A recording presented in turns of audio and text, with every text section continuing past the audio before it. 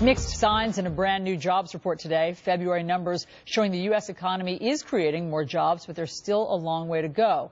Last month, the economy added 236,000 new jobs. That's a solid number and an indication that the private sector is picking up steam. But the jobs gains for January were revised down in this latest report, showing only 119,000 jobs were created.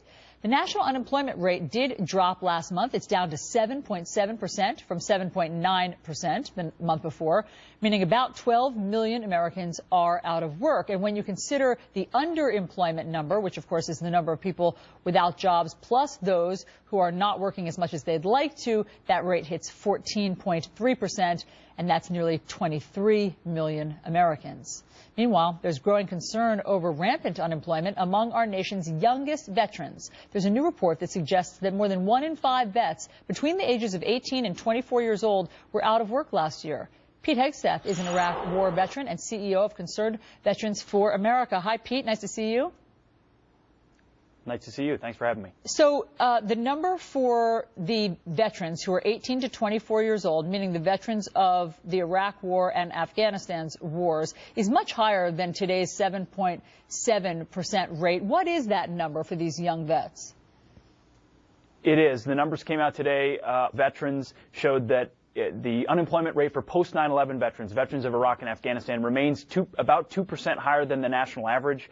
It has persistently been about 2% above the national average. It has gone down a little bit this month, but persistently we've got a problem with vets not finding the types of jobs they need when they're coming home. The bigger problem, as you mentioned, are those age 18 to 24, the youngest veterans. That rate came out today at 36%. So 1 in 3 of guys and gals getting out of uniform between the age of 18 and 24 is unemployed, and that is masked as well by the 800,000 vets that are at college with the new 9/11 GI Bill. So we've got a lot of them in college getting the retraining they should have, but yet those that aren't, a lot of them are out of work. 36% is a huge number. That's bigger than any number that we've heard previously. And what's interesting, Pete, is that there are all sorts of programs, both federal and private sector, that are designed to help veterans and to help these young veterans. I mean, everything from, job fairs to job training to resume help. So what's the disconnect? Why is it still so high?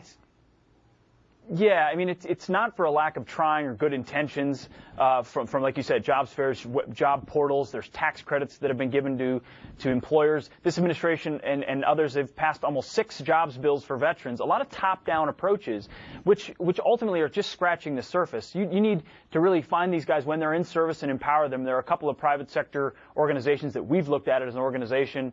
One is rallypoint.com. Another one is American Corporate Partners, where they provide a network for vets or for soldiers and Marines and others when they're in the service that they can leverage when they get out of the service. Just like American Corporate Partners provides mentorships for vets coming out with Fortune 500 CEOs. What can we do to connect these guys to the sort of the opportunities they need to get the types of jobs, blue collar and white collar, that they'll be able to sustain? It's been suggested, Pete, part of the problem, and I don't know if you agree with this, is that these veterans themselves don't quite know how to market themselves. They don't know how to sell the skills that they've gotten, say, on the battlefield, and how that translates into resume language. Are they themselves not necessarily sort of their best PR agents?